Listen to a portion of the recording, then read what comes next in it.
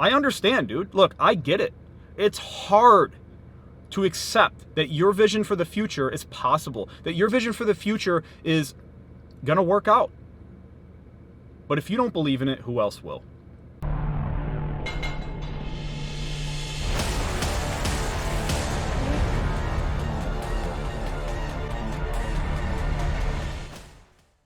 Good morning, brother. Welcome to another morning motivation.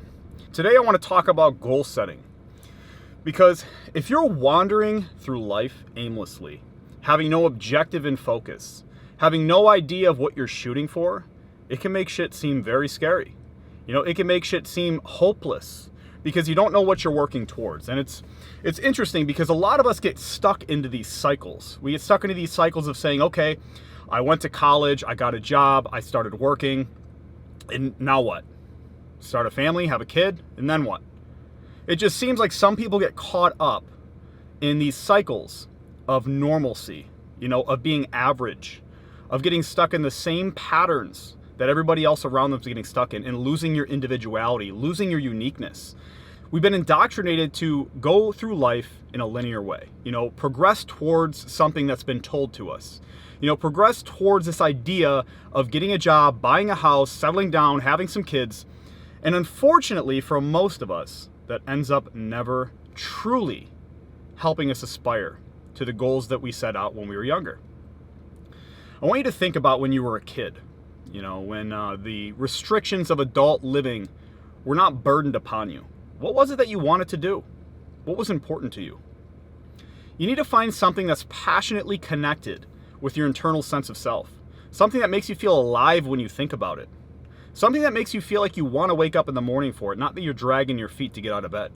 Something that excites you. Something that makes you feel like no matter what, if I lost everything, as long as I'm in the pursuit of this thing, then my life's okay. Everything's going to be okay. And it's interesting, there's a parallel between that, right? Between having hope and setting a goal. When you know that you're shooting for something, you're okay with sacrifice. You're okay with having less. You're okay with not getting what you want immediately sometimes. You're okay with living differently from other people because you're going towards something. You're shooting towards a goal. You have an aim in life. And a lot of people, instead of understanding where they want to go, they go where they're told to go. They go where what's available to them. They don't explore parts of the map that are undiscovered yet. They like to stay in the known. And this will take you further and further away from happiness. And this is why midlife crisis is such a fucking huge problem. People hit their middle ages, like in their 40s and 50s. Because they reach a point in their life where like, okay, I did everything everybody else told me to do, and I'm still not happy. And I still feel this lack, this emptiness inside of me. I still feel like I'm missing something. I feel like I haven't created a purpose worth living for, a legacy that I can leave behind, something that I'm truly passionate about. And I don't want that to happen to you. I don't want that to happen to you. Working as a trainer for so many years, most of the people that I worked with in person, obviously they had some sort of financial success. They had the money to spend on luxuries and commodities like personal training. And when you see a lot of these people in their middle ages and they still haven't figured out life, they're still very unhappy. They're still very much stuck in this sense of nihilism where they think there was no purpose to living. I did all this shit and I don't have anything to show for it. I don't want that to happen to you. And I think the easiest way to prevent that from happening is to follow a purpose that means something to you. People that become entrepreneurs in the world, I'm not going to say all of them, but a fair majority of them that have made something of value to the world around them was because it was important to them. Because they seen this idea, this goal in the distance that they wanted to achieve, that seemed irrational as fuck to everybody around them. I mean, even Walt Disney.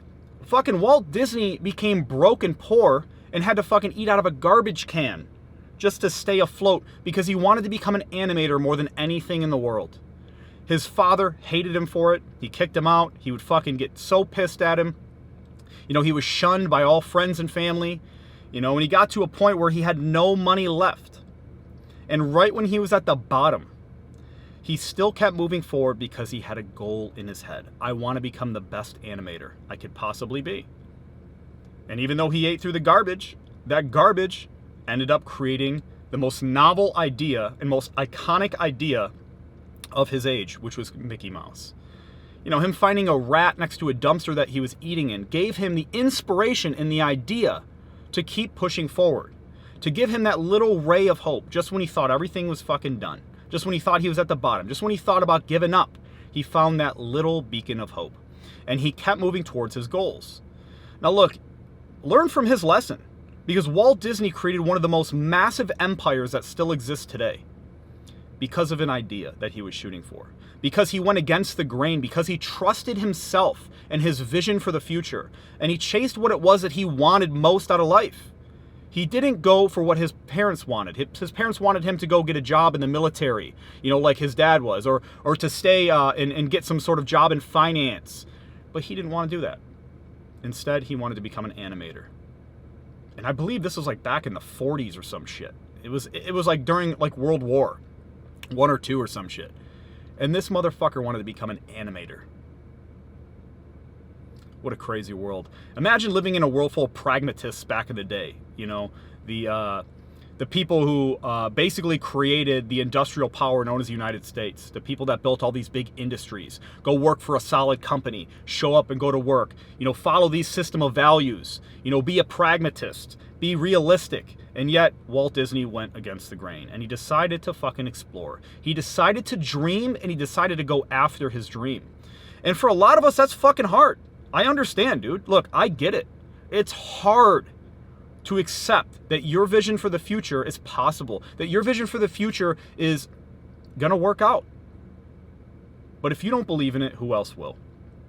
So look, my friend, if you have something that you're aspiring for, if you have something that you're shooting for in life, set yourself a goal and rigidly adhere to that goal no matter what. Fuck everybody else. Fuck everybody else. Nobody is going to take care of you. Nobody is going to help you realize your goals. You are solely responsible for your success.